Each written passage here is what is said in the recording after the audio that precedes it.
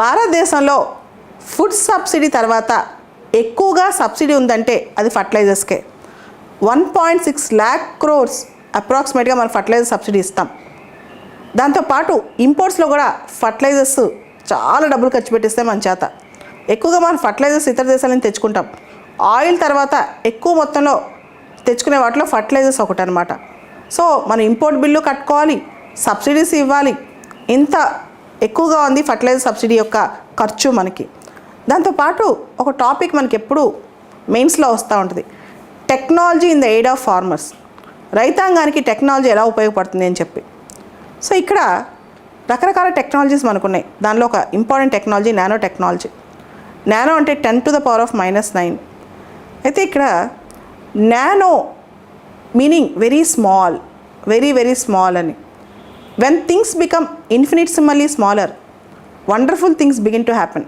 అంటే ఎప్పుడైతే చాలా చిన్నగా చాలా నానో స్కేల్ థింగ్స్ వస్తాయో మనం వాటితో అద్భుతాలు సృష్టించవచ్చు.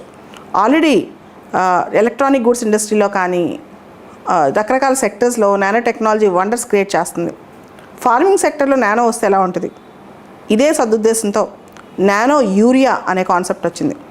మనకు తెలుసు, మనం పంటల దగ్గర అంటే మన మొక్కల దగ్గర పంటల దగ్గర యూరియాని చిలకరిస్తాం. రూట్స్ దగ్గరికి వెళ్ళి అక్కడ మొక్క ఎక్కడైతే పెరుగుతుందో అలా మన రైతాంగం ఎలా రూట్స్ దగ్గర వేస్తూ ఉంటుందంటే ఒక మెజర్మెంట్ పర్టికులర్గా ఉండదన్నమాట. అలా చల్లుకుంటూ వెళ్తుంది. యూరియా అంటే నథింగ్ బట్ నైట్రోజన్. మొక్క పెరగాలంటే నైట్రోజన్ కావాలి, మొక్కకు శక్తి రావాలంటే నైట్రోజన్ కావాలి. సో ఈ నైట్రోజన్ ఇలా చల్లే యూరియాలో ఓన్లీ 25 to 30% మాత్రమే మొక్కకు రీచ్ అవుద్ది. మిగతాదంతా వేస్ట్ అయిపోయి నైట్రస్ ఆక్సైడ్లా తయారయ్యే గ్రీన్ హౌస్ గ్యాస్ ఎమిషన్స్ కూడా వెళ్తున్నాయి అన్నమాట. అయితే ఈ నానో యూరియా అనే కాన్సెప్ట్ ఏంటంటే ఇది లిక్విడ్ ఫామ్. ఒక 500 ml బాటిల్లో ఉన్న నానో యూరియా కనుక మొక్క మీద స్ప్రే చేస్తే, మొక్క ఆకు మీద స్ప్రే చేస్తే, మీకు అందరూ తెలుసు స్ప్రేయర్ అంటే ఫాయిలర్స్తో స్ప్రే చేస్తే కనుక 500 ml ఆఫ్ నానో యూరియా దాదాపు ఒక యూరియా బ్యాగ్ ఇచ్చేంత శక్తి మొక్కకి ఇచ్చుద్ది.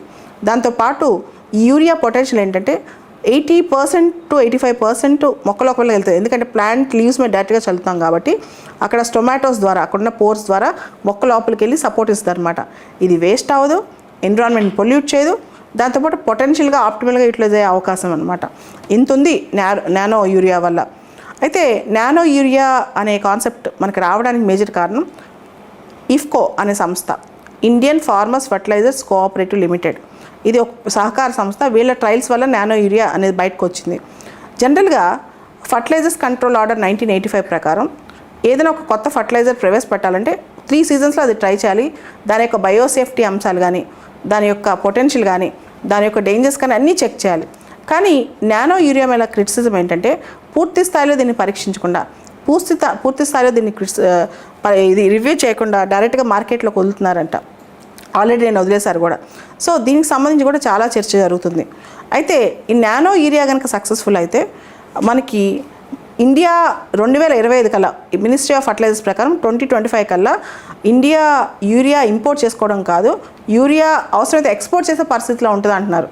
కానీ ఒక కొత్త మెకానిజం ఇంట్రడ్యూస్ చేసే ముందు సాయిల్ హెల్త్ గురించి కానీ, బయోసేఫ్టీ గురించి కానీ, ఆల్రెడీ ఇండియాలో మనం ఎక్కువ చలి నైట్రోజన్ ఎక్కువే ఉంది మన భూమిలో.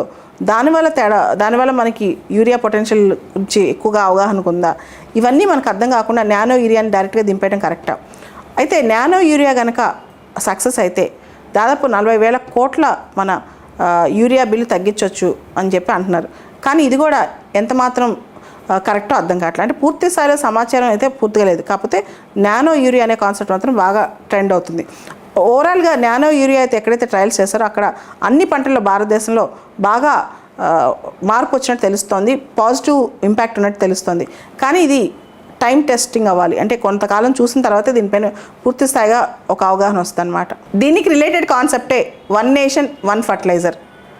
భారతదేశం మొత్తం ఏ ఫర్టిలైజర్ అయినా, యూరియా అయినా, డిఏపి అయినా, నైట్రోజన్ అయినా ఏదైనా ఒకటే బ్రాండ్తో బయటికి రావాలని చెప్పి ministry of chemicals and fertilisers చెప్పింది. అదే భారత్ అనే బ్రాండ్ అనమాట. భారత్ ఫర్టిలైజర్స్, భారత్ యూరియా అలా. దీనికి లోగో ప్రధానమంత్రి భారతీయ జనుర్వారక్ పరియోజన. ఈ లోగో కిందే ఇవంతా బ్రాండ్స్ నడుస్తూ ఉంటాయి అన్నమాట.